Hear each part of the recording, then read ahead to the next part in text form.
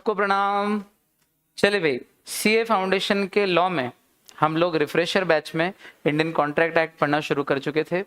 Unit A B C D E F पूरी हो चुकी है। जी यूनिट में भी हम लोग G7 तक कर चुके हैं। G7 के मेंबर इंडिया भी है, G7 कंट्रीज की, और हम G7 तक पूरा कर चुके हैं। G8 से पढ़ना है। G8 क्या है? सबसे पहले ये बताइए कि चल क्या रहा है। चल रहा है वो सारे अग्रीमेंट्स जिनको लॉ ने पहले से वॉइड डिक्लेयर कर रखा है। 11 अग्रीमेंट्स है जिनको लॉ ने पहले से वॉइड डिक्लेयर कर रखा है।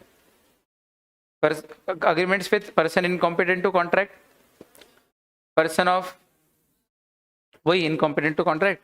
दूसरा unlawful object and consideration, partly unlawful object and consideration 23-24। उसके बाद अग्रीमेंट्स विदाउट कंसिडरेशन। इसके अलावा agreement in distinct of trade, agreement in distinct of marriage, agreement in distinct of legal proceeding, wagering, impossible, इस तरह के तमाम अग्रीमेंट्स थे जिनको लॉ ने पहले से वॉइड डिक्लेयर कर रखा है। सर 10-11 कुछ थे, अपन पढ़ ही रहे हैं वो सारे। तो सारे हो गए। एक आखिरी बचा है section 56, agreements to do impossible acts. ठीक है। अच्छा, इम्पॉसिबिलिटी दो प्रकार की होती है, एक इनिशियल और दूसरी सब्सिक्वेंट। इनिशियल इम्पॉसिबिलिटी जो होती है, इसका मतलब वो चीज जो शुरू से ही इम्पॉसिबल है। वहां अग्रीमेंट शुरू से ही कैसा होता है? अग्रीमेंट वॉइड एब इनिशियो, और हम उसी की बात कर रहे हैं यहाँ पे। क्योंकि जो सब्सिक्वेंट इम्पॉसिबिलिटी होती है वो वॉइड अग्रीमेंट थोड़ी होते हैं, वो तो वॉइड कॉन्ट्रैक्ट होते हैं। मैंने बोला घोड़ा बेचूंगा और घोड़ा बाद में मर जाए, कॉन्ट्रैक्ट बनाने के बाद मर जाए, तो ये तो सब्सिक्वेंट इम्पॉसिबिलिटी है। ये तो पहले वैलिड कॉन्ट्रैक्ट था जो सब्सिक्वेंटली यानी कि बाद में वॉइड हुआ, इसको वॉइड कॉन्ट्रैक्ट बोलते हैं। और हम बात कर रहे हैं वो अग्रीमेंट जिनको लॉ ने पहले से ही वॉइड डिक्लेयर कर रखा है, जो शुरू से ही वॉइड ही है। तो इसका मतलब हम यहाँ पर कौन सी इम्पॉसिबिलिटी की बात कर रहे हैं? इनिशियल इम्पॉसिबिलिटी की बात कर रहे हैं, जो पहले से ही इम्पॉसिबल हो। ठीक है।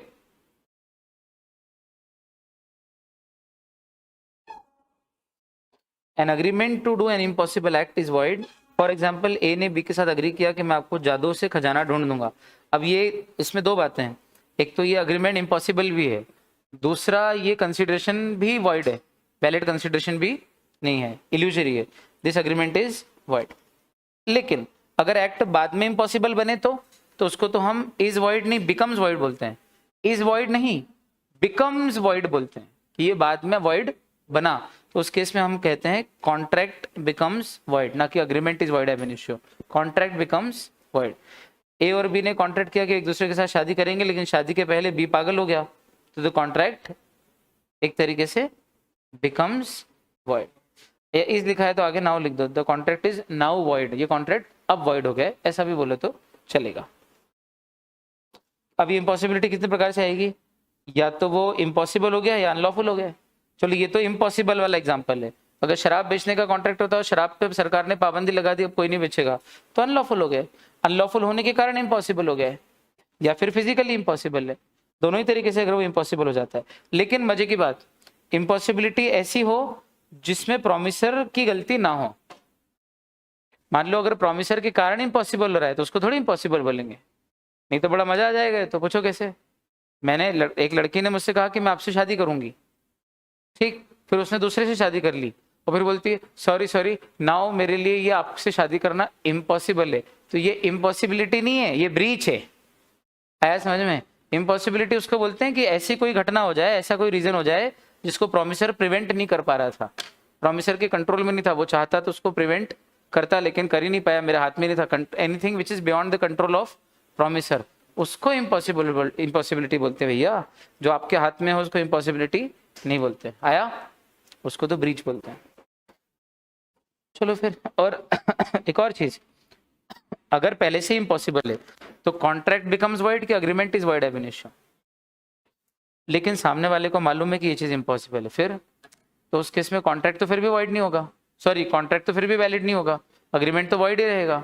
लेकिन जिसने झूठा प्रॉमिस किया है वो डैमेजेस के लिए जरूर लायबल होगा। पूछो कैसे? मैंने एक लड़की को प्रॉमिस किया कि मैं तुझसे शादी करूंगा, तो मैं उससे शादी कर ही नहीं सकता हूँ, क्योंकि जिस समय मैं प्रॉमिस कर रहा हूँ उस समय मैं ऑलरेडी शादीशुदा हूँ। तो मैं उस चीज का प्रॉमिस कर रहा हूँ जो पॉसिबल ही नहीं है। तो इम्पॉसिबल शुरू से है या बाद में इम्पॉसिबल हुआ है? Initial impossibility. तो वो जो नई लड़की के साथ मेरा कॉन्ट्रैक्ट है शादी करने का, वो कॉन्ट्रैक्ट ही नहीं, वो तो अग्रीमेंट ही वॉइड एब इनिशियो है। आया समझ में? लेकिन कम से कम जो ये अग्रीमेंट कर रहा है उसको पता तो है ना प्रॉमिसर को कि ये वॉइड है, फिर भी अग्रीमेंट कर रहे हो, तो इस अब ये कॉन्ट्रैक्ट वैलिड तो नहीं होगा। वो लड़की गले तो नहीं पड़ सकती कि अब मेरे से शादी करो, कॉन्ट्रैक्ट तो वैलिड नहीं होगा, ये अग्रीमेंट वॉइड एब इनिशियो है। लेकिन डैमेजेस जरूर देना पड़ जाएंगे मेरे को उस लड़की को, क्योंकि मैंने उसके साथ धोखा किया है। बोलो आया समझ में? क्योंकि भारत में पॉलीगैमी क्या है? फॉरबिडन यानी कि प्रोहिबिटेड है। आया? पॉलीगैमी यानी एक से ज्यादा शादियां। यश प्रणाम बेटा। मास्टर गेमिंग वाईटी प्रणाम। निखिल तो है ही सामने बैठा है, प्रणाम। चल या तो उसको पता था या थोड़ी बहुत ध्यान से सर्च करता तो खुद को पता लग जाता, चेक कर लेता एक बार, ठीक। And the promisee did not know, और प्रोमिसी को बेचारे को मालूम नहीं था। और अगर प्रोमिसी को भी पता होता तो फिर तो वर्ड एब इनिशियो रहता, कोई कॉम्पेंसेशन भी नहीं मांग सकता है। क्यों? क्योंकि दोनों ही पागल हैं। जब दोनों को मालूम है इम्पॉसिबल है, फिर भी शादी का कॉन्ट्रैक्ट कर रहे हो तो कोई मतलब ही नहीं। चलो ये हो गया इम्पॉसिबिलिटी। अगली हेडिंग, कंटिंजेंट कॉन्ट्रैक्ट किसको बोलते हैं?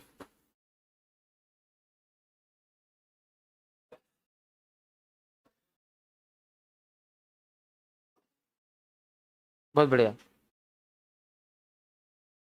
बहुत बढ़िया, सही है, दोनों सही हो। सुनो, कंटिंजेंट कॉन्ट्रैक्ट मतलब वो कॉन्ट्रैक्ट जो किसी कोलैटरल इवेंट पर डिपेंड करता है। किस पर डिपेंड करता है? कोलैटरल इवेंट पे डिपेंड करता है। और वो जो कोलैटरल इवेंट है वो कैसी है? अनसर्टन है तथा अभी नहीं हुई है, फ्यूचर में होगी। फ्यूचर में होगी और होगी कि भी नहीं होगी, यही अनसर्टन है। और उस इवेंट के, उस कोलैटरल इवेंट के या तो हैपनिंग पर डिपेंड करेगी अथवा नॉन हैपनिंग पर डिपेंड करेगी।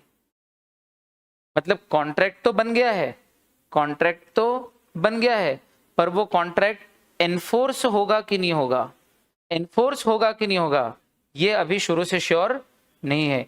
ये बाद में इवेंट के हैपनिंग या नॉन हैपनिंग पे ही पता चलेगा कि अंत में ये एनफोर्स हो पा रहा है या नहीं हो पा रहा है। आया?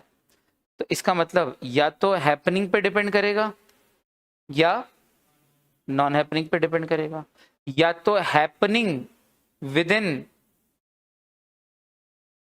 स्पेसिफिक टाइम में होगा या non happening with in specific time में होगा। 4, या फिर future conduct of a living person, और या फिर इम्पॉसिबल इवेंट पे डिपेंड करेगा। तो कुल कितने कैच हो गए? 1, 2, ये दोनों को एक में ही ले लो, 3, 4 और 5 इम्पॉसिबल। तो कितने सेक्शन है कंटिंजेंट कॉन्ट्रैक्ट के? 5, 32, 33, 34, 35, 35, 36। सही है? देखना जरा, happening of an uncertain future event, non happening of uncertain future event 32, 33, फिर future conduct of a living person 34, फिर 35, 35 दो बार है, happening within specified time और non happening within specified time, और 36 इम्पॉसिबल इवेंट। सही है एकदम? बहुत बढ़िया। चलो, मैंने कहा कि मैं प्रणव तुझे 3 लाख रुपए दूंगा 6 महीने बाद अगर मेरी इच्छा हुई तो। क्या ये कंटिंजेंट कॉन्ट्रैक्ट है? नहीं है। पूछो क्यों? क्योंकि मैंने किस इवेंट पे डिपेंड किया है? मेरी इच्छा पर। मेरी इच्छा मतलब माय विल, मियर विल, मियर मीन्स महज, सिर्फ किसी विल पे डिपेंड करना इज नॉट कंटिंजेंसी। कंटिंजेंसी ऐसी हो जो दोनों ही पार्टीज के कंट्रोल के बियॉन्ड हो। मेरी विल तो मेरी इच्छा में है, मेरी विल पे तो मेरा कंट्रोल है ना। बोलो हाँ, तो फिर ये कंटिंजेंट कहाँ हुआ? इसमें तो मेरी विल कभी होएगी नहीं, क्योंकि देने की बात है तो मेरी विल कभी होएगी नहीं। आई क्या बात समझ में? अगर वाइफ कहे कि मेरी इच्छा होगी तो खाना बनाऊंगी, तो 99% उसकी इच्छा हो सकता है नहीं हो। अरे बात समझ में? क्यों? तो भी खाना बनाने में मेहनत लगती है, जहां पर भी लाइबिलिटी या मेहनत या ऑब्लिगेशन की बारी आती है, दुनिया बचना चाहती है। हस्बैंड ने कहा मैं ज्वेलरी ला दूंगा मेरी इच्छा होगी, तो वो 99% केस में नहीं लाएगा। क्यों? इन चीजों की इच्छा कभी होती नहीं किसी को लाके देने की। बोलो हाँ, समझ में आया जो बोलना चाह रहा हूँ? अगर आप कोई चीज अपनी इच्छा पे ही डिपेंड करवा रहे हो तो इच्छाएं तो आपके कंट्रोल में, वो तो आप जो चाहो वो हो जाएगा। इसलिए इच्छा को कंटिंजेंसी नहीं बोलते। कहाँ लिखा है? The contingent event should not be the मियर will of the promisor. मियर means सिर्फ, मियर यानी सिर्फ, विल यानी इच्छा। मियर विल, सिर्फ किसी की इच्छा पे डिपेंड हो रहा हो, इसको हम, हाँ, किसकी? प्रोमिसर की। लेकिन मैंने कहा कि अगर मेरी लड़की तुझसे शादी कर लेगी तो तुझे 1,00,000 रुपए दूंगा। यहाँ पर किसी की विल पे डिपेंड कर रहा है कि हाँ मेरी बेटी की इच्छा हुई और उसने तेरे से शादी की तो तेरे को 1,00,000 दूंगा, पर वो प्रोमिसर की विल नहीं, किसी और की विल, तो वो चलेगा, किसी और की will, future conduct of a living person. लेकिन प्रोमिसर जो खुद प्रॉमिस कर रहा है कि मैं दूंगा, मेरी इच्छा हुई, तो इसको कंटिजेंसी नहीं बोलते। क्लैरिटी आई है ना? बहुत बढ़िया। तो जरा एक बार देखो, contingent contract is a contract जिसमें या तो आप कुछ करोगे या नहीं करोगे। ऑब्वियसली कॉन्ट्रैक्ट दो प्रकार के होते हैं, कुछ करने के या न करने के। कब कब करोगे अथवा कब नहीं करोगे? बोले जब इफ कोई इवेंट, कैसी इवेंट? जो उस कॉन्ट्रैक्ट से कोलेटरल हो, कोलेटरल टू यानी जुड़ी हुई हो, collateral to such contract. Does या डज नॉट हैपन, या तो वो इवेंट डज हैपन यानी होगी अथवा डज नॉट हैपन यानी नहीं होगी।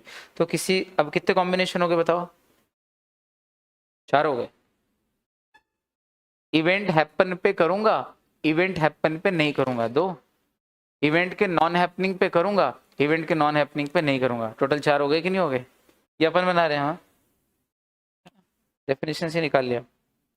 एग्जाम्पल, ए ने कॉन्ट्रैक्ट किया बी को 10,000 रुपए दूंगा अगर तेरा घर जल गया तो। अब ये कैसा कॉन्ट्रैक्ट है? कंटिजेंट। कंटिजेंट कॉन्ट्रैक्ट के एग्जाम्पल बोलो 2-3 famous. Contract of insurance, indemnity, guarantee. Guarantee में भी कंटिजेंट है कि अगर इसने नहीं चुकाया तो मुझे चुकाना है, depending upon some event. Indemnity में अगर आग लगी तो दूंगा, इंश्योरेंस में अगर व्यक्ति मरा तो पैसे देंगे। तो किसी घटना के घटने या न घटने पर जहां पर आपके ऊपर लाइबिलिटी आती है उसको बोलते हैं कंटिजेंट कॉन्ट्रैक्ट। बोलो आया? पक्का? चलो अगला, या तो ये हैपनिंग पे डिपेंड करता है, एसेंशियल फीचर पहला, या तो हैपनिंग पे डिपेंड करेगा या नॉन हैपनिंग पे। किसके हैपनिंग या नॉन हैपनिंग पे? बोले किसी इवेंट के। वो इवेंट कैसी होनी चाहिए? कोलेटरल। कोलेटरल मतलब जुड़ी हुई, जिसपे हमारा परफॉर्मेंस डिपेंड करता है। अच्छा, अगर इवेंट के होने पे डिपेंड कर रहा है तो इवेंट होने पे ये कॉन्ट्रैक्ट वैलिड हो जाएंगे, इन्फोर्सेबल, और इवेंट नहीं हुई तो वॉइड हो जाएंगे। ध्यान से सुनना, हाँ बताता हूँ। कंटिजेंट कॉन्ट्रैक्ट वैलिड होते हैं कि वॉइड होते हैं? वैलिड होते हैं। बहुत बढ़िया, वैलिड होते हैं। और उसके बाद जिस कंटिजेंसी पे डिपेंड करते हैं, अगर वो कंटिजेंसी हो जाए तो ये इन्फोर्स होते हैं, और अगर वो कंटिजेंसी ना हो तो ये वॉइड बन जाते हैं। समझ में आया? वॉइड नहीं होते शुरू से तो वैलिड होते हैं, ठीक। और इन्फोर्स कर सकते हो अगर घटना घट जाए तो, और घटना घट गई तो इन्फोर्स कर लेना, मतलब वैलिड है और इन्फोर्स करा लिया, और घटना ना घटी तो वॉइड हो जाएंगे, वॉइड बन जाएंगे, ठीक। कब? जब हैपनिंग पे डिपेंड कर रहा हो। और मान लो नॉन हैपनिंग पे डिपेंड कर रहा हो तो बोले वैलिड है फिर भी। और जिस घटना के नॉन हैपनिंग पे डिपेंड कर रहा है, अगर वो घटना इम्पॉसिबल हो जाए, मतलब अब कभी भी नहीं होगी, मतलब सही में भी नॉन हैपन हो जाए, तो एनफोर्स हो जाएंगे। और अगर घटना हैपन हो गई तो वॉइड हो जाएंगे। आया लॉजिक क्लियर एकदम? यश, डबल, कृष्णा, चलो भाई।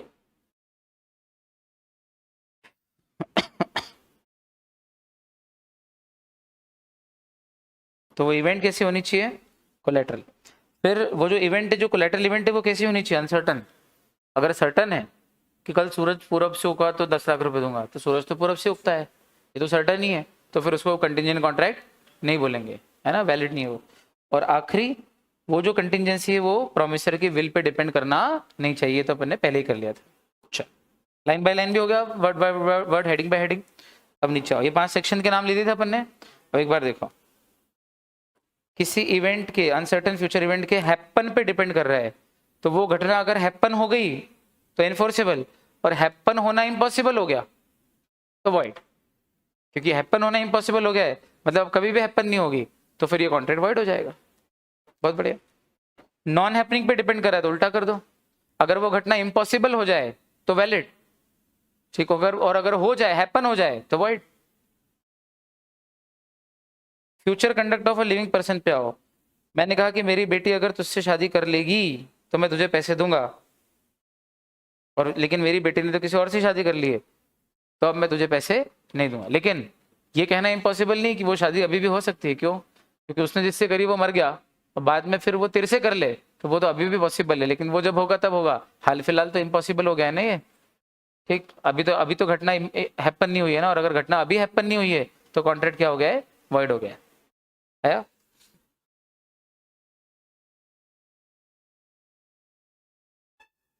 अच्छा, 35 के दो भेद, happening within specified time और non happening within specified time.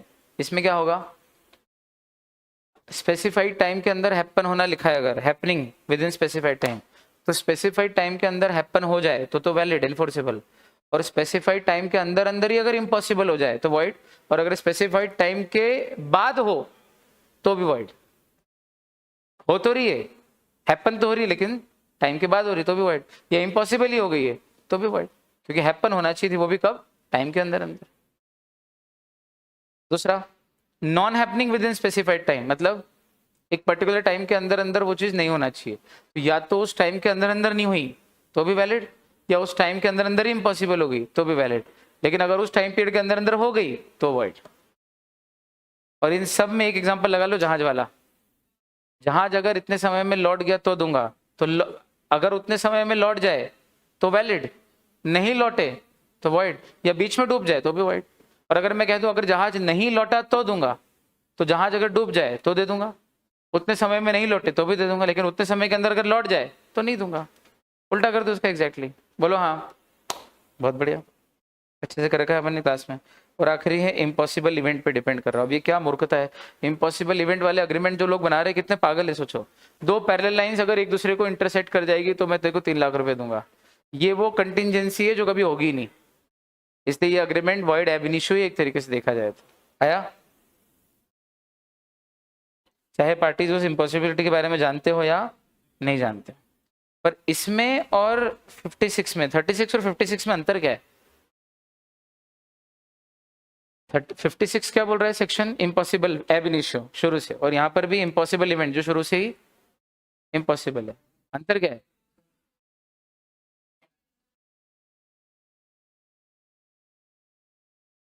किसमें?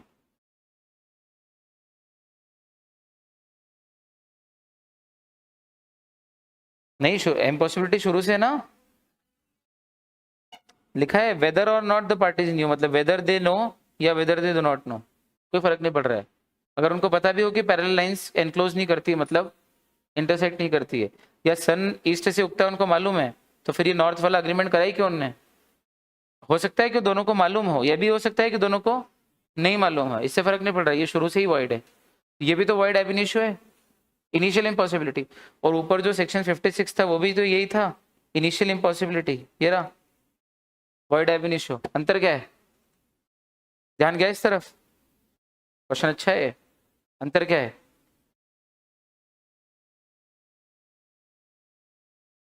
यहां आप कंटिंजेंसी वर्ड यूज नहीं कर रहे हो कि ऐसा हो गया तो, लेकिन वहां आप कंटिंजेंसी वर्ड यूज कर रहे हो। अगर कल सूरज उत्तर से उग गया तो वहां आपकी लैंग्वेज में कंटिंजेंसी है, माना कि आप जिस लैंग्वेज का यूज कर रहे हो वो लैंग्वेज कंटिंजेंट है, पर असल में तो वो एब इनिशियो ही इम्पॉसिबल है। लेकिन यहां आप लैंग्वेज कंटिंजेंट यूज नहीं कर रहे हो और वहां पर लैंग्वेज कंटिंजेंट यूज कर रहे हो। आया?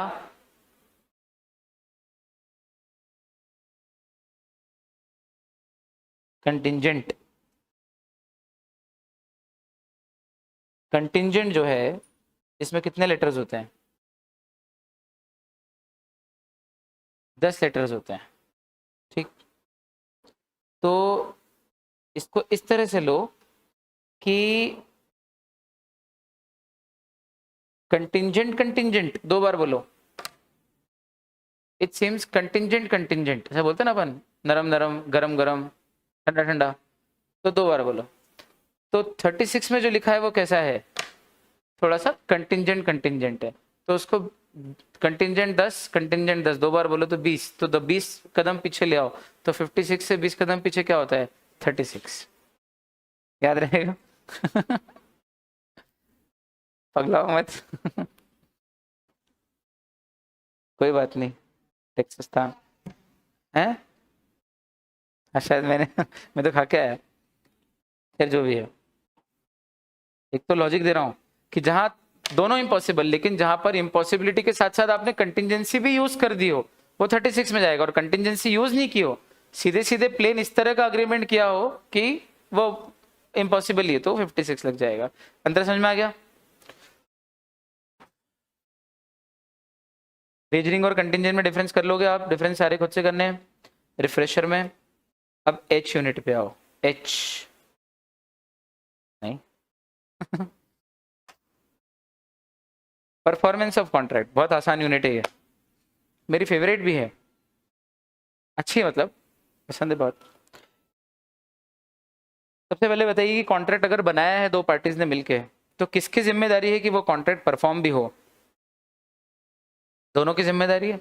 और दोनों क्या हैं, दोनों प्रॉमिसर हैं, दोनों अपने अपने रेसिप्रोकल प्रॉमिस के प्रॉमिसर हैं। आपने प्रॉमिस किया 12,000 दोगे, मैंने प्रॉमिस किया कि पढ़ाऊंगा, तो आप 12,000 देने के प्रॉमिसर हो और मैं पढ़ाने का प्रॉमिसर हूँ, तो प्रॉमिसर्स की जिम्मेदारी बनती है कि कॉन्ट्रैक्ट परफॉर्म हो। अगर मैं नहीं पढ़ा रहा हूँ तो भी यही माना जाएगा प्रॉमिसर ने ब्रीच किया, और अगर आप पैसे नहीं दे रहे हो तो भी यही माना जाएगा कि प्रॉमिसर ने ब्रीच किया। जो कर रहा है उसको प्रॉमिसर बोलेंगे, प्रॉमिसर ने निभाया, और जो नहीं कर रहा है उसको भी प्रॉमिसर ही बोलेंगे कि प्रॉमिसर ने ब्रीच किया। ये याद रखना, क्योंकि रेसिप्रोकल प्रॉमिस में दोनों ही प्रॉमिसर होते हैं, और हर कॉन्ट्रैक्ट रेसिप्रोकल प्रॉमिस से बनता है, क्योंकि every promise and every set of promises, वो सेट ऑफ प्रोमिसेस रेसिप्रोकली तो है, set of promises forming consideration for each other is known as agreement. तो कोई भी अग्रीमेंट रेसिप्रोकल प्रॉमिस के बिना होता ही नहीं, और रेसिप्रोकल प्रॉमिस का अर्थ ही यही है कि दोनों पार्टीज क्या है, प्रॉमिसर है। इसलिए जो परफॉर्म कर रहा है वो भी प्रॉमिसर, और जो परफॉर्म नहीं कर रहा है वो भी प्रॉमिसर। उधर तो स्क्रीन सही आ रही बेटा,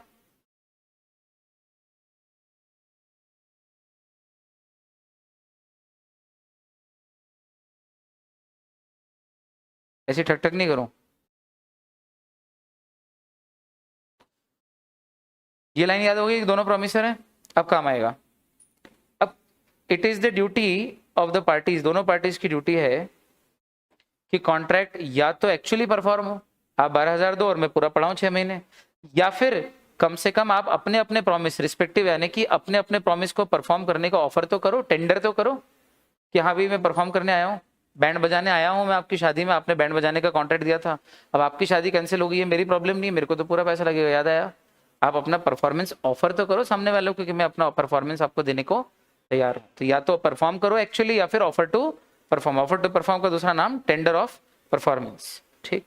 अच्छा, लेकिन कभी कभी परफॉर्म करने की जरूरत नहीं पड़ती, कब, जब सामने वाले प्रॉमिस ही नहीं, आपको एक्सक्यूज यानी माफ कर दिया हो कि चल जा यार, रिलीज कर दिया, जा मत परफॉर्म कर, ठीक है फिर मैं जा रहा हूँ पैसे दे दो, या फिर लॉ ने ही एग्जेम्प्ट कर दिया हो कि जा परफॉर्म मत कर। जैसे मैंने आपको कोई दवाई बेचने का कॉन्ट्रैक्ट किया और बाद में भारत सरकार ने उस दवाई पे बैन लगा दिया, उस ड्रग पे, पैरासिटामोल प्लस करके कोई एक ड्रग है जिसपे सरकार ने बैन लगा दिया, अभी आए 4-5-6 ड्रग जिन पे बैन लगा, लिवोसिट्रीजिन और फिनाइलफेराइन पे बैन लग गया है, 8 ड्रग्स हैं जिन पे बैन लग गया है। तो मैंने प्रॉमिस तो कर लिया था कि कल भिजवा दूंगा, कॉन्ट्रैक्ट भी कर लिया था आज कि कल भिजवाऊंगा, इतने में शाम को नोटिफिकेशन आ गया कि ये वाली दवाई बेचना ही नहीं है, सारा स्टॉक वापस करो कंपनी को, कोई भी नई दवाई नहीं बेचेगा, या ओवर द काउंटर नहीं बेचोगे आप इसको, है ना, ओटीसी बोलते हैं इसको, जो फार्मेसी वाला है देखो मालूम होगा। हाँ जी, लॉ ने एग्जेम्प्ट कर दिया मुझे परफॉर्म करने से, तो फिर मुझे अब परफॉर्म करने की जरूरत नहीं, और नहीं कॉम्पेंसेट करना है सामने वाले को, क्योंकि लॉ नहीं मना करती, और ये वॉइड कॉन्ट्रैक्ट बन गया ऑब्वियसली, वॉइड कॉन्ट्रैक्ट आया। हाँ, ओपीएम वाला एग्जांपल बिल्कुल सही है। चलो 67 क्या बोल रहे हैं, अगर मेरे साथ कॉन्ट्रैक्ट किया है मान लीजिए तनीषा ने कि इसके भाई की शादी में मेरे को गाना गाने आना है, मैं फेमस सिंगर परिजीत सिंह, याद आ रहा है, तो मैं ऐसे थोड़ी गाता हूँ, आप पूरा बैंड वैंड बुलवाओ, ड्रम वम जो जो भी आते हैं वो, माइक स्पीकर ऑडियंस, तो मैं गाता हूँ, तो क्या मैं प्रॉमिसर हूँ, प्रॉमिस कराया मैंने कि मैं आऊँगा परफॉर्म करूँगा, और ये प्रॉमिस ही है, तो प्रॉमिस ही की जिम्मेदारी बनती है ना कि प्रॉमिसर को रीजनेबल फैसिलिटीज दे ताकि वो अपना प्रॉमिस परफॉर्म कर पाए। तो मैं पहुंचा तो देखा माइक ही नहीं है, ड्रम ही नहीं है, बजाने वाले नहीं है, ऑडियंस नहीं है, बोले सर गाओ, मैंने कहा पागल समझ रखा है कि यार मैं तैयार हूँ गाने के लिए, आप सुविधा दे दो तो ठीक है, नहीं सुविधा दो तो फिर मैं परफॉर्म नहीं करूंगा। तो क्या मैं यहाँ परफॉर्म नहीं करूँ तो भी चलेगा? मेरे को परफॉर्म न करना माफ है? मुझे ये परफॉर्म न करना भी माफ है? क्यों माफ है? क्यों एक्सक्यूज यानी माफ है? क्योंकि प्रॉमिसर अपना पार्ट परफॉर्म कर पाए, इसकी रीजनेबल फैसिलिटीज प्रोवाइड नहीं की। तो कब परफॉर्म नहीं करना पड़ता है? जब प्रॉमिसी रीजनेबल फैसिलिटीज प्रॉमिसर को परफॉर्म करने के लिए रीजनेबल फैसिलिटीज प्रोवाइड ना करे। पढ़ के देखो ये फटाफट से। इफेक्ट ऑफ नेग्लेक्ट मीन्स लापरवाही। किसकी लापरवाही? प्रॉमिसी की। किस बात में? कि उसने प्रोवाइड नहीं की। क्या प्रोवाइड नहीं की? Reasonable facilities. किसको? प्रॉमिसर को। काहे के लिए? ताकि वो परफॉर्मेंस कर पाए। पढ़ना आया?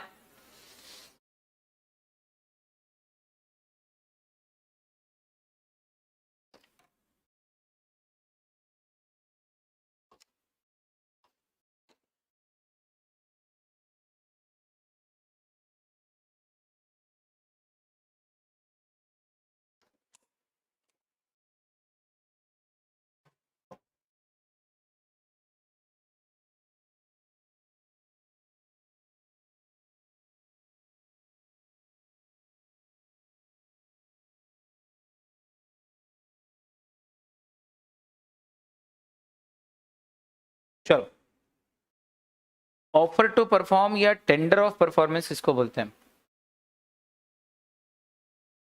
कोई अभी जो अपन कर रहे थे कि एक्चुअली परफॉर्म नहीं कर पाओ तो भी कम से कम आप ऑफर तो करो कि मैं परफॉर्म करने के लिए तैयार हूं।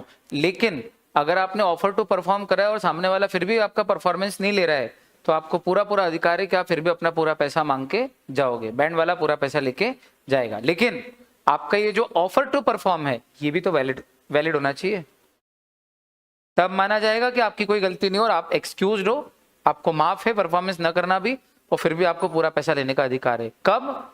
जब आपका ऑफर टू परफॉर्म भी वैलिड हो। तो ऑफर टू परफॉर्म यानी कि टेंडर ऑफ परफॉर्मेंस वैलिड हो, वो कब होगा? तो बोले जब आपका वो ऑफर टू परफॉर्म अनकंडीशनल होगा। बैंड वाला आया और बोले मैं बजाने को तैयार हूं, लेकिन शर्त यह है कि मैं सिर्फ आधा किलोमीटर तक ही जाऊंगा। तो वो ऑफर टू परफॉर्म तो कर रहा है, लेकिन कंडीशन डाल दी उसने, तो फिर ये वैलिड ऑफर टू परफॉर्म नहीं है। अगला, प्रॉपर प्लेस, प्रॉपर टाइम और प्रॉपर फॉर्म में हो। भाई किसी के मरने के बैंड नहीं बजा रहा हो, प्रॉपर फॉर्मेट में करे, प्रॉपर टाइम पे करे। सुबह की बारात है शाम को आया, नहीं माना जाएगा। और जहां बारात जानी वहीं जाके खड़ा हो गया, बोले यहीं आ जाओ, और ऐसे यही घूम लेंगे 10-20 कदम और यहीं से अंदर चले जाना शादी करने। बोले वाह यार, घर पे आओ, घर से गार्डन तक जाएंगे। बोलो हाँ। तो ये प्रॉपर प्लेस पे भी आना है, प्रॉपर टाइम पे भी आना है और प्रॉपर फॉर्म में तब बोल सकते हो कि हमने तो प्रॉपर ऑफर टू परफॉर्म करा था। तीसरा, पूरा करने के लिए रेडी होना चाहिए। आधा अधूरा करोगे तो उसको हम वैलिड ऑफर टू परफॉर्म नहीं मानेंगे। और अगर गुड्स की डिलीवरी से रिलेटेड ऑफर टू परफॉर्म है तो आपको सामने वाले को रीजनेबल अपॉर्चुनिटी ऑफ इंस्पेक्शन भी देना पड़ेगी। और अगर आप वो नहीं दे रहे हो तो आप ये नहीं बोल सकते कि मैंने तो परफॉर्म करा था, आपने परफॉर्मेंस नहीं लिया। सामने वाला परफॉर्मेंस क्यों लेगा? जब तक कि वो इंस्पेक्ट नहीं करेगा गुड्स को। तो एक स्पेशल केस है जो सिर्फ गुड्स में लगता है, बाकी जो तीनों केस हैं वो हर तरह के कॉन्ट्रैक्ट में लगते हैं ऑफर टू परफॉर्म में। बढ़े आगे, आया ना? क्लास में जिन्होंने बहुत तरीके से सुना है, दीदारी से, दिलो जान से, उनको एक एक बार में रिफ्रेश हो रहा होगा। खट खट F5 का बटन दबाते जाओ तो रिफ्रेश होता जाता है। चलो, default in performance. Default means गलती कर दी। किसने गलती कर दी? तो बोले प्रॉमिसी ने गलती कर दी इसलिए कॉन्ट्रैक्ट परफॉर्म नहीं हुआ, या प्रॉमिसर ने गलती कर दी इसलिए कॉन्ट्रैक्ट परफॉर्म नहीं हुआ। तो प्रॉमिसी ने क्या गलती कर दी कि प्रॉमिसर प्रॉमिस लेके आया था लेकिन उसने उसका प्रॉमिस एक्सेप्ट करने से मना कर दिया। और प्रॉमिसर ने क्या गलती कर दी है कि पार्ट परफॉर्मेंस करा और बाकी पार्ट करने से क्या करा? मना कर दिया। ठीक, अब इन दोनों गलतियों को पढ़ते हैं। 38 में क्या लिखा है? Default by promisee. कैसे किया? किस प्रॉमिसर परफॉर्मेंस लेके आया था लेकिन आपने परफॉर्मेंस एक्सेप्ट करने से मना कर दिया। सिचुएशन क्या बनेगी? सिचुएशन ये है कि प्रॉमिसर ने तो ऑफर किया था अपना प्रॉमिस, लेकिन प्रॉमिसी ने उसका परफॉर्मेंस लेने से क्या करा? मना कर दिया। तो इसका इफेक्ट क्या होगा? इफेक्ट ये होगा कि प्रॉमिसर की गलती नहीं है फिर नॉन परफॉर्मेंस के कारण। अब जो नॉन परफॉर्मेंस हुआ है उसमें प्रॉमिसर की गलती क्यों? क्योंकि प्रॉमिसर तो परफॉर्म करने आया था और प्रॉमिसर का जो राइट है वो भी इसमें लूज नहीं होगा। सेम एग्जांपल, बैंड वाला, प्रॉमिसर तो आया था परफॉर्म करने, प्रॉमिसी का राइट लूज नहीं हुआ है, प्रॉमिसर अभी भी पूरा पैसा लेके जाएगा। चलो ये हो गया। अगला ये वाला पढ़ना है, कैसे पढ़ा? अब इसको ऐसे पढ़ेंगे। डिफॉल्ट किसने किया? बोले प्रॉमिसर ने। कैसे कैसे किया? बोले रिफ्यूज कर दिया परफॉर्म करने से। सिचुएशन क्या बनी? बोले प्रॉमिसी तो रेडी था एक्सेप्ट करने के लिए आपका परफॉर्मेंस, लेकिन प्रॉमिसर ने या तो रिफ्यूज कर दिया परफॉर्म करने से या अपने आप को परफॉर्म करने से डिसेबल कर लिया। अस्पताल में जाके भर्ती हो गया जबरनी। छोटी मोटी सर्जरी थी जो बाद में भी करा सकते थे, याद आया, तो खुद को जानबूझ के डिसेबल किया। देखो अनेबल और डिसेबल में अंतर है। अनेबल मतलब आप में योग्यता नहीं है, और डिसेबल मतलब आपने योग्यता खत्म की है। हाँ, वॉइड कॉन्ट्रैक्ट हो जाएगा। मेरी बात सुनो, इस मोबाइल से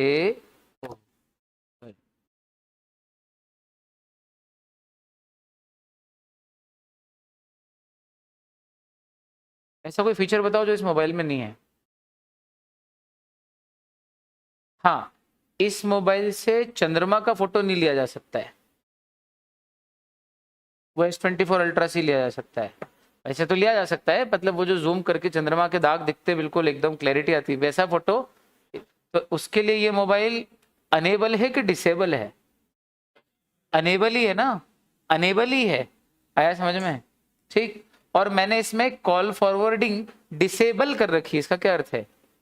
एबल तो है, चाहो तो चालू भी कर सकते, लेकिन मैंने जानबूझ के डिसेबल कर रखी है। लॉजिक समझ में आया? अनेबल डिसेबल में अंतर क्या है? पक्का? हाँ। मैं माउंट एवरेस्ट नहीं चढ़ सकता हूं, ये क्या है? अनेबल हूं मैं, अनेबल हूं, अनेबल हूं। आई बात समझ में? ठीक।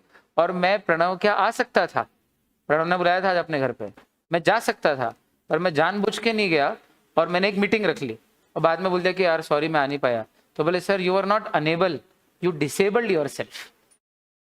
चाहते तो आ भी सकते थे। अब आगे समझ में अंतर है डिसेबल अनेबल में? बहुत बढ़िया। यहाँ कौन सा वर्ड यूज कर रहे हैं? डिसेबल। प्रॉपर एकदम। तो या तो प्रॉमिसर ने रिफ्यूज कर दिया या अपने आप को जानबूझ के परफॉर्म करने से क्या कर लिया? डिसेबल कर लिया। डिसेबल डेलिब्रेट होता है, अनेबल अपने आप हो जाता है। अगर उसको पाँव में चोट लग जाए तो अनेबल हो गया है, और वो खुद जानबूझ के नहीं जाए तो उसने अपने आप को डिसेबल कर। तो होगा क्या इस केस में? होगा क्या? तो इस केस में इफेक्ट ये होगा। ये इफेक्ट कभी भी समझ में आता नहीं है जब तक कि ये एग्जाम्पल नीचे वाला पढ़ा नहीं जाता है। आ जाएगा वैसे भी, पर फिर भी ये एग्जाम्पल से जल्दी आ जाता है। फॉर एग्जाम्पल वही है शीना विद्या मंदिर, शीतल विद्या मंदिर और शीना वाला। बोलो हाँ।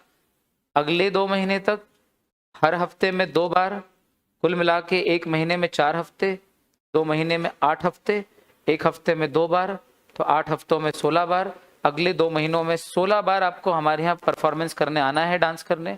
1 बार का 1000 रुपया देंगे, तो टोटल 2 महीने बाद आपके हाथ में 16,000 रुपये देंगे। लेकिन आप पहले महीने के 8 बार तो आए, दूसरे महीने के पहले हफ्ते की 2 बार नहीं आए, दूसरे महीने के दूसरे हफ्ते में आप प्रकट हो गए, तो हमारे पास पहला ऑप्शन ये है कि हम बोल दें कि अब आगे आपसे हम नहीं गवाएंगे, या डांस है तो नहीं कराएंगे, और अब हम किसी और से कराएंगे नहीं कराएंगे वो बात की बात है।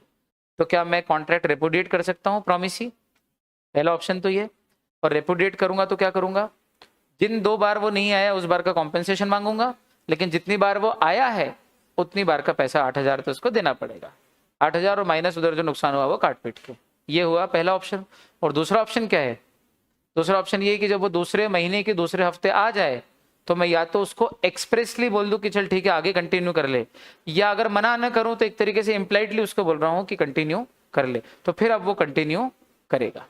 और पूरे 2 महीने गाने के बाद 14 बार आया है तो 14 बार के तो 14,000 लेगा, और जिन 2 बार नहीं आया है उन 2 बार का मैं उससे कॉम्पेंसेशन मांग सकता हूं या उतना पैसा काट सकता हूं। लेकिन खास बात यह है कि दूसरे महीने के दूसरे हफ्ते जब वो आ गया और मैंने उसको एक बार इम्प्लाइडली एक्सप्रेसली अलाउ कर दिया कि ठीक है अब कंटिन्यू कर ले, तो फिर अब मैं तीसरे हफ्ते में मना नहीं कर सकता हूं कि अब तो कंटिन्यू नहीं करेगा, क्योंकि तूने पहले हफ्ते ब्रीच कर दिया था, वो तो दूसरे हफ्ते कोई था नहीं, तो मैंने कहा अभी तो तेरे से करा लेते हैं, लेकिन मेरे मन में तो तेरे प्रति खुन्नस थी, तो तीसरे हफ्ते में मेरे को नया व्यक्ति मिल गया, अब जा अब मैं कॉन्ट्रैक्ट रेपुडिएट करता हूँ। अब रेपुडिएट नहीं कर सकते कॉन्ट्रैक्ट, अब तो वो पूरा दूसरा महीना बचे हुए 6 हफ्ते, बचे हुए 3 हफ्ते में 6 बार गाएगा ही गाएगा। समझ में आ गई बात? ये एंटिसिपेटरी ब्रीच है। डैमेजेस तो लेगा ही ना, जब वो कंटिन्यू करने के लिए अलाउ करता है तब भी डैमेजेस लेगा, और जब वो रेपुडिएट कर रहा है, मान लो कंटिन्यू नहीं भी कर रहा है, तो भी डैमेजेस तो लेगा। दोनों सिचुएशन में डैमेजेस तो लेगा ही लेगा। आया समझ में अच्छे से? क्लैरिटी आ गई एकदम पक्का? केस देखो,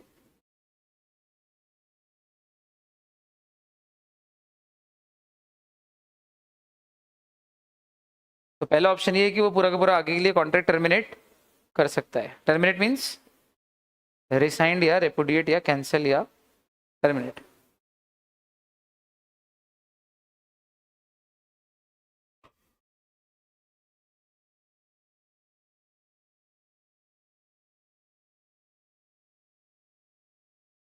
मैच कर रहा है लिखा हुआ बोले वैसे? बहुत बढ़िया।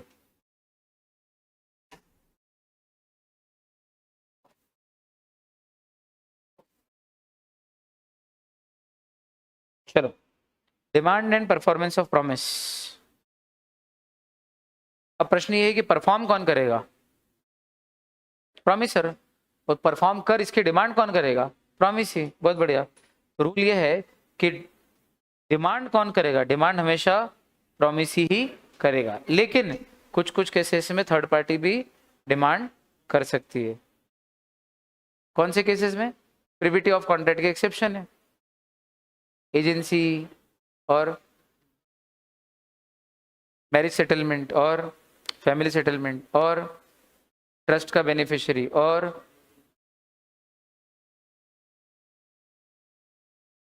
Family settlement, marriage settlement, agency, trust, assignment of contract, act came. करना याद, अभी याद नहीं किया मतलब, है ना? एक्सेप्ट वो तो no consideration no contract, privity के वो साथ साथ में ही है, दोनों आगे पीछे टॉपिक है इसलिए। चलो, याद आ गया? तो कुछ कुछ केस में, एक्सेप्शनल केस में थर्ड पार्टी भी इन्फोर्स कर सकती है और परफॉर्मेंस मांग सकती है। अदरवाइज इन जनरल तो कौन मांगेगा? हमेशा कॉन्ट्रैक्टिंग पार्टी यानी प्रॉमिस ही डिमांड करेगा परफॉर्मेंस। और अगर प्रॉमिस ही मर जाए तो उसका रिप्रेजेंटेटिव भी परफॉर्मेंस डिमांड कर सकता है। लेकिन परफॉर्मेंस कौन करेगा? डिमांड कौन करेगा? तो समझ में आ गया। परफॉर्मेंस ऑफ प्रॉमिस कौन करेगा?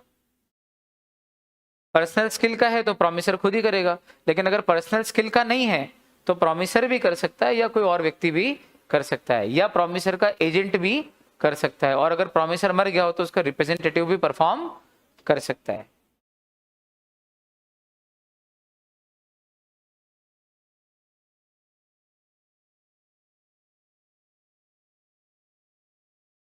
तो रिप्रेजेंटेटिव कब करेगा? जब प्रॉमिसर मर जाए और पर्सनल स्किल का काम ना हो। या एनी अदर पर्सन, एजेंट, वो कब करेगा? अगेन जब पर्सनल नेचर का काम ना हो और प्रिंसिपल उस समय नहीं जा सकता हो तो एजेंट से भी करवा सकता है। बाकी इन ऑल केसेस जनरली कौन परफॉर्म करेगा? प्रॉमिसर ही करेगा। लेकिन मैरिज वैरिज के कॉन्ट्रैक्ट हो, डांस वांस के, सिंगिंग के, पर्सनल नेचर के या पर्सनल कॉन्फिडेंस के या पर्सनल ट्रस्ट के कॉन्ट्रैक्ट हो, वहां पर तो प्रॉमिसर खुद ही परफॉर्म करेगा, वहां पर एनी अदर पर्सन से परफॉर्म नहीं करवा सकता है। ठीक है। और सेक्शन 41, अगर थर्ड पार्टी परफॉर्म कर दे तो भी क्या वैलिड परफॉर्मेंस माना जाता है? अगर प्रॉमिसी थर्ड पार्टी का परफॉर्मेंस ले ले तो, एक्सेप्ट कर ले तो। जैसे मैंने पैसे उधार लिए निखिल से, ड्यू डेट पर मैंने पैसे नहीं चुकाए, निखिल घर जा रहा था, रास्ते में प्रणव मिला, बोले क्या हो गया? अरे बोले सौरभ से पैसे मांगने गया तो उसने दिए नहीं। बोले कितने रुपए? बोले 20,000। बोले मेरे से ले ले। तो ठीक है, दे दे, तू दे दे। तो क्या मेरे बिहाफ पे मेरे को बिना बताइए, गारंटी का कॉन्ट्रैक्ट नहीं है, रैंडम ही किसी व्यक्ति ने, मेरा दोस्त थे, मेरी इज्जत बचाने के लिए उसने कहा कि सौरभ के नाम पे गाली मत दे, उसने कितने पैसे लिए मेरे से, बोल मेरे से ले, उसको गाली नहीं देगा। तो रैंडम, कोई गारंटी नहीं है, डायरेक्ट ही बाद में। गारंटी तो पहले ही देता है कोई व्यक्ति, किसको दे दे, मैं दे दूंगा बाद में, वो गारंटी नहीं है। ऐसे ही जनरली अपनी तरफ से परफॉर्म कर रहा है कि ले मैं परफॉर्म कर देता हूँ। तो क्या मैं प्रॉमिसर था, मैंने प्रॉमिस किया था कि 20,000 रुपए चुकाऊंगा, मैंने नहीं चुकाए, तो प्रॉमिसर की जगह किसी थर्ड पर्सन ने चुका दिए, प्रणव ने बीच में, और आपने वो उसका परफॉर्मेंस एक्सेप्ट कर लिया है। तो 3 महीने बाद आपने मेरे पे केस कर दिया 20,000 रुपए के लिए, तो कर सकते हो कि नहीं कर सकते हो? नहीं कर सकते हो। तो आप बोलोगे भाई वो तो उसने दिए हैं, वो हमारी पर्सनल बात है, मैं उसको चुका दूंगा, लेकिन मेरे को तो अभी भी तेरे से ही लेना बनता है, मैं तेरे को सू करूंगा।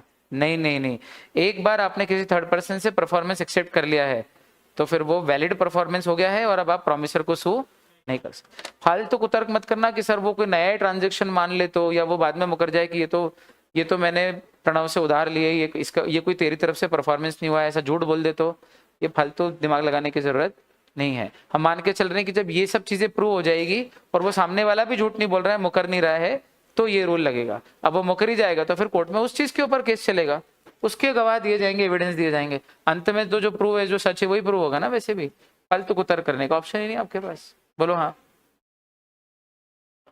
आया, जल्दी बोलो है ना। चलो अगली हेडिंग क्या है। क्या कई बार एक ही कॉन्ट्रैक्ट में प्रॉमिस करने वाले जॉइंट होते हैं, 2-3 लोग मिलकर कॉन्ट्रैक्ट करते हैं? जनरली पार्टनरशिप में तो ऐसा होता ही है, इसके अलावा भी जॉइंटली प्रॉमिस कर सकते हैं। अब बताओ अगर जॉइंटली प्रॉमिस करते हैं तो फिर चुकाएंगे कैसे? Jointly and severally unlimited. अगर एक व्यक्ति को सारा चुकाना पड़ जाए तो बाकी दो से कंट्रीब्यूशन ले लेगा, और अगर बाकी दो इंसॉल्वेंट हो जाए तो खुद को देना पड़ेगा, क्योंकि जॉइंटली एंड सेवरली अनलिमिटेड। आप लिमिट नहीं सेट कर सकते कि 30,000 में से मेरी 10,000 ही है। नहीं नहीं नहीं, पूरी ही 30 तेरी है, हर एक की 30,000 पूरी है। या तो 10-10-10 चुका लो, या अगर सी इंसॉल्वेंट हो जाए तो 15-15 चुका लो, और अगर बी और सी इंसॉल्वेंट हो जाए और एक भी रुपया नहीं मिल पा रहा है तो पूरी 30 अकेले ए की भी है। ऐसे अगर ए इंसॉल्वेंट हो जाए और सी इंसॉल्वेंट हो जाए तो पूरी 30 बी की है, और ए भी इंसॉल्वेंट हो जाए तो पूरी 30 सी की। तो हर एक व्यक्ति पूरे के लिए लायबल है, वो लिमिट सेट नहीं कर सकता है। Jointly and severally unlimited liability, just like partnership. आया? अच्छा, ये जो कॉन्ट्रैक्ट हैं ये सिर्फ मनी चुकाने के ऊपर ही लगते हैं। ये जो सेक्शन 42 है ये सिर्फ और सिर्फ मॉनेटरी कॉन्ट्रैक्ट्स, लोन अग्रीमेंट्स के ऊपर ही एप्लीकेबल होते हैं, गुड्स बेचने के अग्रीमेंट्स पे एप्लीकेबल नहीं होते। शार्प बात, पहुंची बात? बहुत बढ़िया। अच्छा, अगर मर जाए कोई प्रॉमिसर तो 3 लोगों ने मिलकर प्रॉमिस किया था चुकाने का, और कोई मर जाए तो ठीक, और अगर 2 मर जाए तो 2 के रिप्रेजेंटेटिव प्लस प्रॉमिसर, और तीनों ही मर जाए तो तीनों के रिप्रेजेंटेटिव मिलके चुकाएंगे। बहुत बढ़िया। तो ज्वाइंट प्रॉमिसर की ड्यूटी क्या है कि वो इक्वली चुकाएंगे, और अगर कोई प्रॉमिसर नहीं चुका पा रहा है तो उसका जो उसके डिफॉल्ट के कारण जो लॉस है वो भी इक्वली शेयर करेंगे, है ना। जैसे 30,000 रुपये ए बी सी ने मिलकर प्रॉमिस किया था डी को कि हम 30,000 रुपये चुकाएंगे, और सी इंसॉल्वेंट हो गया है और सी के पास सिर्फ 2,000 रुपये ही नहीं मिले हैं, इससे ज़्यादा नहीं ले सकते, तो सी कितने रुपए का डिफॉल्ट कर चुका है? 10 तीनों को देने थे। ए 10 देने को तैयार है, बी 10 देने को तैयार है, सी तो इंसॉल्वेंट हो गया, उसके पास से 2 ही मिले हैं। सी के पास 2 ही इंसॉल्वेंट हो गया तो कुछ तो मिला है ना पैसा, रुपए में 10 पैसा 20 पैसा, तो उसके पास से 2,000 ही मिला है। तो सी का डिफॉल्ट कितने रुपए का है? 8,000 का। तो इसका जो डिफॉल्ट के कारण जो लॉस हुआ है, कितने का लॉस हुआ है? वो 8,000 भी ये दोनों इक्वली बेयर करेंगे। तो 4 और 4, तो ए और बी कितना चुकाएंगे? 14 और 14। और मान लो ए पूरे चुका है 30,000, तो फिर क्या होगा? तो बोले ए 2,000 सी से ले लेगा और 14,000 बी से ले लेगा। समझ में आया? चल, ये सब अपन ने पहले भी करा था। अच्छा, अब एक बार बताओ, अगर जॉइंट प्रॉमिसर है 3 और उनमें से किसी एक को मैं रिलीज कर दूं कि जा यार तू मत चुकाना, तो मेरा बचपन का सगा भाई निकला टैटू देख के, याद आया? तो अगर एक जॉइंट प्रॉमिसर को रिलीज कर दिया तो क्या बाकी भी रिलीज हो जाते हैं? नहीं, वो तो तभी भी लायबल होते ही हैं, पक्का। लेकिन खास बात क्या है, वो जिसको मैंने रिलीज किया है उसको मैंने मेरे लिए रिलीज किया है, लेकिन वो भी उन जॉइंट प्रॉमिसर्स के प्रति तो लायबल ही है कंट्रीब्यूट करने के लिए। आया? तो अगर किसी एक जॉइंट प्रॉमिस में अगर एक जॉइंट प्रॉमिसर को आप रिलीज कर भी देते हो तो दूसरे जॉइंट प्रॉमिसर रिलीज नहीं होते। रिलीज मतलब डिस्चार्ज, मुक्त। ऑल्सो वो जो जिसको हमने डिस्चार्ज किया है, हमने जिसको रिलीज किया है, उसकी लाइबिलिटी जो दूसरे जॉइंट प्रॉमिसर है उनके प्रति फ्री नहीं होती, उनके प्रति तो अभी भी वो लाइबल है, वहां से वो फ्री या डिस्चार्ज नहीं हुआ है। बोलो आया? नमस्ते बेटा। सर आपको मराठी समझ आती है क्या? आती है ना बेटा, मला मराठी शिकायला छान लगता है, आवडत है खूप। मला पण, कौन बोला? यश, निखिल, मराठी?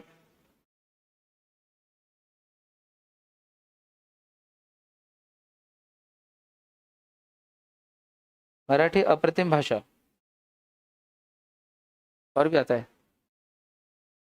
समोर पहा, मागे नको पहा, भिऊ नका, मी तुमच्या पाठीशी आहे। ऑलवेज। सिद्धि प्रणाम बेटा। चलो तो जितने जितने बोल लेता हूँ उतने बोल लेता हूँ, थोड़ी थोड़ी। जॉइंट प्रोमिसी का क्या हिसाब किताब है ये बताइए। जहां प्रोमिसर तो एक भी हो सकता है, जॉइंट भी हो सकता है, लेकिन प्रोमिसी एक से ज्यादा है। तो एग्जांपल क्या बनेगा, ए बी सी ने मिलके प्रॉमिस किया कि हम डी को पैसे चुकाएंगे। यहां जॉइंट प्रोमिसर है और सिंगल प्रोमिसी है। और इसका उल्टा करो, राज ने या सौरभ सर ने प्रॉमिस किया तुम तीनों बच्चों को कि तीनों को एक साथ मिलके अगले 6 महीने तक पढ़ाऊंगा। तो प्रोमिसर मैं अकेला हूं और प्रोमिसी जॉइंट है, जॉइंट प्रोमिसी। आया समझ में? सर बंगाली आती है, बंगाली मिठाई हम खाती है, लैंग्वेज नहीं आती है। हाँ सुनो, हमें तुम्हारे भाले बशो क्या बोलते हैं दादा, सौरभ बढ़ जातिया तो वो इस तरह से बोले थे बस। तो डेवोल्यूशन मुझे ये बताइए कि जॉइंट प्रोमिसर की जॉइंट लाइबिलिटी होती है और जॉइंट प्रोमिसी के जॉइंट राइट होते हैं। किस बात का राइट? कि प्रोमिसर से उसका परफॉर्मेंस डिमांड करे। तो जॉइंट राइट बोलेंगे कि जॉइंट लाइबिलिटी बोलेंगे कृष्णा? जॉइंट राइट बोलेंगे, बराबर ना? बहुत बढ़िया। तो मजे की बात ये कि जो जॉइंट राइट है ये जॉइंट एंड सेवरल होते हैं या ये सिर्फ जॉइंट ही होते हैं? ये जॉइंट है। देखो लाइबिलिटी जॉइंट एंड सेवरल होती है, पर राइट जो है जॉइंट राइट वो सिर्फ जॉइंट होता है, वो जॉइंट एंड सेवरल नहीं होता है। पूछो क्यों? बहुत बढ़िया। वो इसलिए क्योंकि अगर तुम तीनों में से कोई एक आ जाए और बोले कि सर आज मेरे को पढ़ा दो, वो दोनों नहीं आए तो मैं नहीं पढ़ाऊंगा, क्योंकि परफॉर्मेंस मांगने का जो तुम्हारा राइट है वो जॉइंट है, सेवरल नहीं कि अलग से भी मांग लिया तो उसको पढ़ाना पड़ेगा। मैं पागल हूँ क्या? फिर वही चीज कल आएंगे उनको पढ़ाना पड़ूंगा। तुम तीनों को जब भी आना है जॉइंटली आना है। इसलिए right to claim demand performance of joint promisee, that right is joint only, not joint and several. याद रहेगा?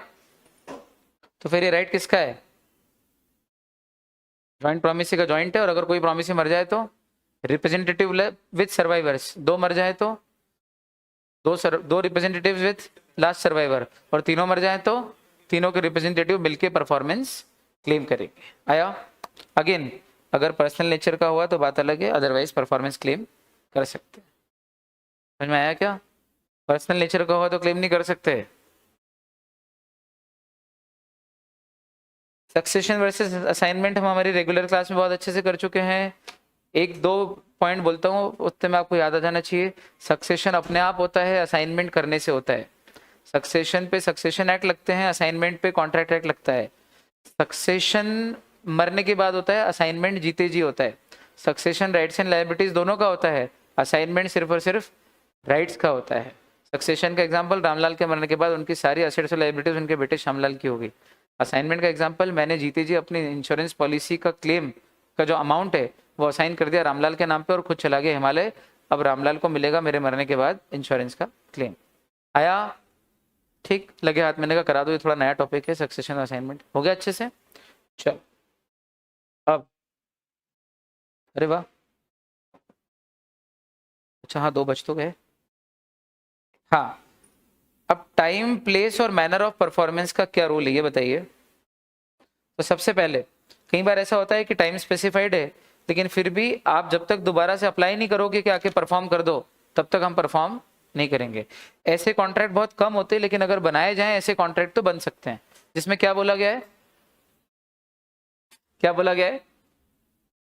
सेक्शन 48 मैंने कहा कृष्णा मैं 12 तारीख को आकर आपके घर के इलेक्ट्रिसिटी का पूरा काम कर दूंगा, मैं बिजली वाला, बिजली का तार वार फिटिंग जो भी है इलेक्ट्रिशियन कर दूंगा, लेकिन एक बार आप मेरे को 12 तारीख को फोन कर देना कि आ जाओ, आप बोलोगे तभी आऊंगा। तो कॉन्ट्रैक्ट तो कर लिया है, टाइम भी स्पेसिफाइड है। टाइम का अर्थ डेट लेना है, यहाँ पे टाइम का अर्थ डेट लेना, ठीक? तो टाइम भी स्पेसिफाइड है, लेकिन एक शर्त लगा दी क्या कि प्रोमिसी को एक बार और अप्लाई करना पड़ेगा। एप्लीकेशन मेड मतलब फिर से एक बार निवेदन करना पड़ेगा कि आ जाओ। तो उस केस में जब प्रोमिसर ने ये बोला है कि मैं अपनी मर्जी से नहीं आऊंगा जब तक कि आप अपने वापस से मेरे को एक बार कॉल नहीं करोगे, तो उस केस में प्रोमिसी की ड्यूटी बनती है कि वो परफॉर्मेंस के लिए प्रॉपर प्लेस और यूजुअल बिजनेस आवर्स में प्रॉपर प्लेस और यूजुअल बिजनेस आवर्स में प्रॉमिसर को अप्लाई करे कि आ जाओ और परफॉर्म कर दो। ऐसा नहीं कि चाहे जहाँ बुला लिया समुद्र के बीच में, प्रॉपर प्लेस पे बुलाना। और दूसरा, यूजुअल बिजनेस आवर्स में रात को 2 बजे बुला रहे हो, नहीं, जो कामकाज का समय उसमें बुलाओगे आप। और what is proper time and place depends upon facts and circumstances of each case, वो जो रीजनेबिलिटी है। चलो, अब ये तो हो गई बात अलग। अब 46, 47, 49 में 3 बात कर रहे हैं, पूछो क्या? योगेश, ऋषि, अवनी, अंशुल, जसलीन, सना, कार्तिक, सी एंटर वाले। ओहो, सबको प्रणाम बेटा। How are you all? Yogesh, Rishi, Avni, Anshul, Jasleen, Sana, Kartik, कैसे हो तुम लोग सब लोग? चलो, टाइम ऑफ परफॉर्मेंस जब स्पेसिफाइड ना हो। दूसरा केस, टाइम एंड प्लेस दोनों स्पेसिफाइड हो। और तीसरा, प्लेस स्पेसिफाइड ना हो। 3 सिचुएशन बन रही है। पहली, टाइम स्पेसिफाइड नहीं। दूसरी, टाइम और प्लेस दोनों स्पेसिफाइड। और तीसरी, प्लेस स्पेसिफाइड नहीं है। तो क्या होगा? बोले अगर टाइम स्पेसिफाइड नहीं है तो रीजनेबल टाइम में आपको परफॉर्म, स्पेसिफाइड हो तो स्पेसिफाइड टाइम में, और स्पेसिफाइड ना हो तो रीजनेबल टाइम में। और अगर रीजनेबल टाइम को हम डिफाइन करें तो उसकी डेफिनेशन बन सकती है क्या? बोले नहीं, depends upon facts and circumstances of each case. अच्छा, दूसरा, ये ऐसे पढ़ेंगे ना आगे, टाइम और प्लेस दोनों स्पेसिफाइड है। मान लो मैंने कहा कि मैं 12 अगस्त के दिन आके आपको 40 किलो चावल का बोरा डिलीवर करके जाऊंगा और आप मेरे को बदले में 3000 रुपये दोगे, ये कॉन्ट्रैक्ट है। तो टाइम स्पेसिफाइड है, हाँ। प्लेस स्पेसिफाइड है, हाँ, आपके घर आके डिलीवर करूंगा। तो दोनों स्पेसिफाइड है।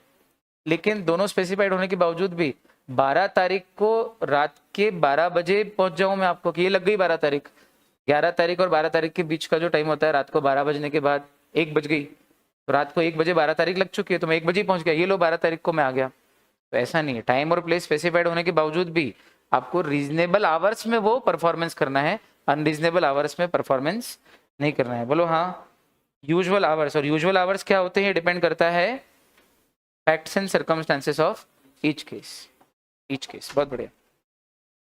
और आखिरी, when no place is specified, मतलब जब प्लेस स्पेसिफाइड ना हो तब क्या होगा? तो फिर प्रॉमिसर प्रॉमिसी को अप्लाई करेगा कि कोई भी रीजनेबल प्लेस स्पेसिफाई कर दो ताकि वहां आके मैं परफॉर्म कर दूं। ठीक, promisor shall apply to the promisee कि एक रीजनेबल प्लेस अपॉइंट कर दो ताकि वहां जाके मैं परफॉर्म कर दूं। आया क्या? यहां तक करेंगे, 7 तक। एक टॉपिक और उठाते हैं। आया? बहुत बढ़िया। अगला है मैनर ऑफ परफॉर्मेंस।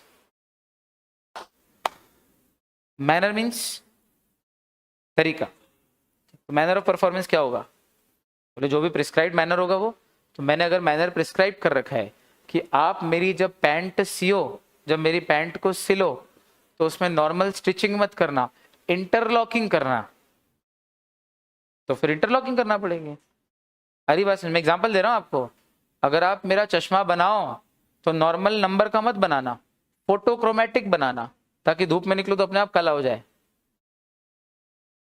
धूप में जाऊं तो वो सनग्लासेस बन जाए, और छाया में जाऊं तो नॉर्मल चश्मा बन जाए, ऐसा बना देना। तो अगर मैंने परफॉर्मेंस का मैनर स्पेसिफाई कर रखा है कि इसी तरीके से करना, तो फिर उसी तरीके से करना पड़ेगा। आया समझ में? मैंने कहा कि मुझे चावल जो है वो लोडिंग रिक्शा में ही भेजना, तो आप लोडिंग रिक्शा में भेजोगे। फिर आप एक्टिवा पे आगे रख के नहीं लाओगे, क्योंकि उसमें फटने का डर है, कुछ चावल वेस्ट हो जाते हैं, मान लो निकालना करना ही मुश्किल रहता है एक्टिवा पे।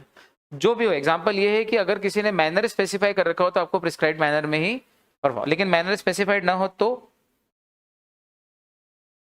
रीजनेबल तरीके से करना है। ये तो हुआ मैनर का एक एंगल, ये हुआ मैनर का एक एंगल। देखो आप, where the promisee has prescribed और सैंक्शनड एनी मैनर और टाइम ऑफ परफॉर्मेंस, तो वो उसी मैनर में होगा और उसी प्लेस पे होगा और उसी टाइम पे होगा। ठीक, ये हुआ एक। अगला, रेसिप्रोकल प्रोमिसेस का परफॉर्मेंस कैसे होगा? तो बोले रेसिप्रोकल प्रोमिसेस मतलब, बोले किसी भी कॉन्ट्रैक्ट में रेसिप्रोकल प्रॉमिस ही होते हैं, दोनों पार्टीज को परफॉर्म करना रहता है। तो बोले उसका परफॉर्मेंस करने का मैनर क्या होगा? ये दूसरा मैनर है, ऊपर वाले से थोड़ा अलग। ये कौन सा मैनर है? बोले अगर आपने ये डिसाइड किया है कि दोनों साथ में परफॉर्म करेंगे, तो फिर जब तक सामने वाला रेडी नहीं परफॉर्म करने के लिए तब तक आपको भी नहीं करना है। क्यों? क्योंकि दोनों साथ में परफॉर्म। मैंने कहा था कि ये मोबाइल में खरीदूंगा और बदले में 10,000 रुपये दूंगा या 20,000 रुपये दूंगा, और इसने कहा था सर लेन देन करेंगे, इस हाथ दे उस हाथ ले, तो जब तक मैं 20,000 देने को रेडी नहीं हूं तब तक निखिल मोबाइल नहीं देगा, या ये जब तक मोबाइल देने के लिए तैयार नहीं है तब तक मैं 20,000 नहीं दूंगा, क्योंकि दोनों परफॉर्मेंस कैसे होने हैं, reciprocal promises are to be performed simultaneously. तो उस केस में जब तक एक तैयार नहीं तब तक दूसरे को भी परफॉर्म नहीं करना है। देख लो आप, जब तक एक पार्टी विलिंग नहीं है, राजी नहीं है, तब तक दूसरे को भी, प्रोमिसर को भी परफॉर्म करने की जरूरत नहीं है। नीड नॉट मतलब जरूरत नहीं है। अगला, अगर कॉन्ट्रैक्ट में मैनर ऑफ परफॉर्मेंस पहले से ही दे रखा है, ऑर्डर ऑफ परफॉर्मेंस, तो आपको उस ऑर्डर में परफॉर्म करना है। मैंने कहा आप मेरा घर बनाओ, घर जब पूरा बन जाएगा और मैं चेक कर लूंगा अच्छा बना तो मैं आपको 50 लाख रुपए दे दूंगा। तो जब हमने कॉन्ट्रैक्ट में पहले से ही तय कर लिया है कि पहले तू परफॉर्म करेगा उसके बाद मैं मेरा पार्ट परफॉर्म करूंगा, जैसे अपने केस में आप पहले फीस भर दो उसके बाद हम आपको पढ़ाना चालू करेंगे। तो order of performance, sequence of performance पहले से तय होती है। बोलो हाँ। 2, तीसरा, अगर कॉन्ट्रैक्ट में ऑर्डर ऑफ परफॉर्मेंस पहले से नहीं दिया हो तो क्या होगा, तो बोले नेचर ऑफ ट्रांजेक्शन जो रिक्वायर करता है उस हिसाब से काम हो जाएगा। जैसे मैंने कहा कि मैं आपके पास अपनी सोने की चेन गिरवी रख दूंगा तो बदले में आप मेरे को 50,000 रुपये उधार दे देना। अब हमने ये तो बोला ही नहीं कि पहले क्या होगा, पहले मैं गिरवी रखूंगा या पहले आप 50,000 दोगे। तो बोले नहीं, भी अगर आपने पहले से ऑर्डर ऑफ परफॉर्मेंस तय नहीं भी किया हो तो भी नेचर ऑफ ट्रांजेक्शन से ही समझ में आ रहा है कि इसमें ऑब्वियसली जब तक पहले मेरे को परफॉर्म करने पड़ेगा, चेन देनी पड़ेगी, उसके बाद ही अगला पैसे देगा। आया समझ में? क्योंकि जब वो सिक्योरिटी मांग रहा है तो ऑब्वियसली पहले वो सिक्योर होगा उसके बाद तो पैसे देगा। वो पहले पैसे दे देगा और फिर वो चेन लाके दी नहीं तो वो तो अनसिक्योर्ड क्राइटेरिया रह जाएगा। ये तो पॉसिबल ही नहीं। बहुत बढ़िया। अगला, जब एक पार्टी दूसरी पार्टी को अपना पार्ट परफॉर्म करने से प्रिवेंट करे तो क्या होगा। मैंने प्रॉमिस किया कि 6 महीने तक लॉ पढ़ाऊंगा, आपने कहा सर 12,000 रुपये देंगे, ठीक, और उसके बाद मैं रोज घर से बाहर निकलता हूँ, देखता हूँ कि मेरी गाड़ी का टायर पंचर हो जाता है। एक दिन मैंने सीसीटीवी कैमरे लगा दिए छुपा के, तो देखा कि जिन 3 बच्चों को मैंने पढ़ाने का कॉन्ट्रैक्ट किया है वही आके मेरी हवा निकाल जाते हैं या पंचर कर जाते हैं टायर। तो क्या प्रॉमिसी खुद मेरे को प्रिवेंट कर रहा है, रोक रहा है परफॉर्म करने से? तो मेरे पास क्या ऑप्शन है, मैं अवॉइड कर दूंगा फिर कॉन्ट्रैक्ट और डैमेजेस अपना पूरा पैसा भी मांग लूंगा। बोलो आया समझ में? या जो भी लॉस होगा उसका कॉम्पेंसेशन मांग लूंगा। आया? कौन प्रिवेंट यानी रोक रहा है? एक पार्टी दूसरी पार्टी को प्रिवेंट करने से रोक रही है। और आखिरी, कभी, अच्छा 2 हैं, कभी कभी ऐसा भी होता है कि एक प्रॉमिस तब तक परफॉर्म नहीं हो सकता जब तक दूसरा व्यक्ति अपना प्रॉमिस परफॉर्म ही ना करे। ये नेचर ऑफ ट्रांजैक्शन से मिलता जुलता है, लेकिन अंतर इतना है कि यहाँ पर एक का परफॉर्मेंस दूसरे के बिना हो ही नहीं सकता है, और वहाँ ऐसा नहीं कि वो लोन नहीं दे सकता था मेरे ज्वेलरी दिए बिना, लेकिन वो नेचर ऑफ ट्रांजैक्शन है और ये एक का दूसरे के परफॉर्मेंस पे डिपेंडेंसी है। ये अंतर है नेचर ऑफ ट्रांजैक्शन में, और एक का दूसरे के बिना परफॉर्मेंस नहीं हो सकता है उसमें। ठीक, शार्प ये क्वेश्चन आते हैं बच्चे के दिमाग में बाद में, और मजा ये है कि अपनी क्लास में घर जाके सोचने का टाइम नहीं लगता है ना, कि या डाउट आ रहा है या पढ़ते पढ़ते फिर एक क्वेश्चन आया दिमाग में फिर वो पूछे, जितने पॉसिबल है सब यहीं रेस कर लेते हैं और सब यहीं जवाब हो जाते हैं। ध्यान से सुनना। तो मजा क्या आया? बोले मैंने कहा कि मैं आपको फर्नीचर बना के दूंगा 10 तारीख के पहले पूरा, तो आपने कहा कि मैं तेरे को सारा सामान ला के दे दूंगा। अब मजे की बात है कि जब तक आप प्लाईवुड, कुशन, कवर और फेविकॉल वगैरह ये सब लाके नहीं दोगे तब तक मैं परफॉर्म कैसे करूंगा? मेरा परफॉर्मेंस तब तक नहीं हो सकता जब तक आप अपना प्रॉमिस परफॉर्म ना करो। आपका प्रॉमिस है लाके देने का, जब तो मेरा आपके परफॉर्मेंस पे डिपेंड करता है। तो अगर आपने लाके दिया तो ठीक, नहीं लाके दिया तो मेरा जो नॉन परफॉर्मेंस है वो भी कोई प्रॉब्लम नहीं है। अब देखो ये कंफ्यूजन सेक्शन 66 से भी करेगा, 67 से, promisee not providing reasonable facilities to promisor to perform his contract, ये वहां से भी कंफ्यूज करेगा। तो फिर इसको कैसे आप सॉर्ट करोगे? तो वहां रीजनेबल फैसिलिटीज से जोड़ना, और यहां पर एक का परफॉर्मेंस ही दूसरे के परफॉर्मेंस पे डिपेंड कर रहा है। आया? वो जो पैसे देगा वो नहीं, हाँ, जो पैसे देगा वो नहीं, तुझे भी कुछ और चीजें परफॉर्म करनी, जो तू करेगा उसके बाद ही मैं परफॉर्म कर सकता हूं। देखो आप, मैं टेबल बना दूंगा तो ए ने प्रॉमिस किया कि मैं बी को प्लाईवुड सप्लाई करूंगा ताकि बी टेबल बना सके, लेकिन ए ने वो प्लाईवुड सप्लाई ही नहीं किया जिसके कारण बी बना नहीं पाया। तो ए को जरूरत ही नहीं है, बी को जरूरत ही नहीं टेबल बनाने की। क्यों? जब ए ने ला के नहीं दिया प्लाईवुड तो बी कैसे बनाएगा? और इनफैक्ट बी कॉम्पेंसेशन भी मांग सकता है कि मेरे को उस चक्कर में लॉस हो गया, मेरा टाइम वेस्ट हो गया। और इतना ही नहीं, ए बी से परफॉर्मेंस भी नहीं मांग सकता। क्यों? क्योंकि गलती तेरी है, तूने प्लाईवुड लाके नहीं दिया। आया समझ? बहुत बढ़िया।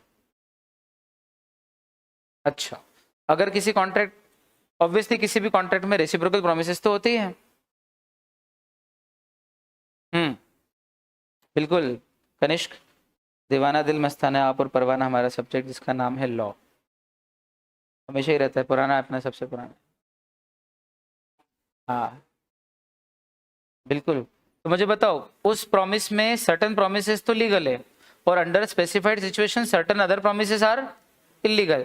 तो बोले जो लीगल थिंग्स हैं वो तो वैलिड हो जाएंगे और जो इलीगल सेट ऑफ प्रोमिसेस है वो वॉइड हो जाएगा। जैसे अगर तुझे मेरे मकान खरीदना है तो 50 लाख में बेचूंगा, अब सर्टन स्पेशल सर्कमस्टेंसेस में आगे और लगा के, लेकिन अगर ये मकान तो गैम्बलिंग हाउस के तौर पे यूज करेगा, जुए के अड्डे के तौर पे, तो मैं और 10 लाख एक्स्ट्रा भी लूंगा।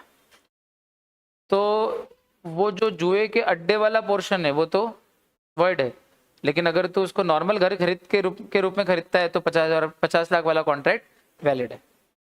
ए एंड बी अग्री कि ए अपना घर बेचेगा बी को 10 लाख पे, अच्छा इसमें उल्टा है 10 लाख पे, लेकिन अगर बी उसको यूज करेगा गैम्बलिंग हाउस के तौर पे तो वो 50 लाख पे बेचेगा। तो 10 लाख वाला तो वैलिड है, लेकिन 50 लाख वाला तो वॉइड है क्योंकि वो अनलॉफुल पर्पस है। आ गया समझ? चल, तो यहाँ तक हमने पढ़ा। ये क्लास में हमने सब बहुत डिटेल में कर रखा था, अभी भी अच्छी खासी डिटेल तो हो रही है, ऐसा नहीं कि बिल्कुल हम ऊपर ऊपर वर्ड बाय वर्ड एक एक हेडिंग बाय हेडिंग कुछ भी छोड़ा नहीं है। बढ़िया हमारा ये रिफ्रेशर रिवीजन चल रहा है। अगली मुलाकात करते हैं कल, तब तक के लिए bye bye, take care and keep smiling all of you. Thank you so much, God bless you.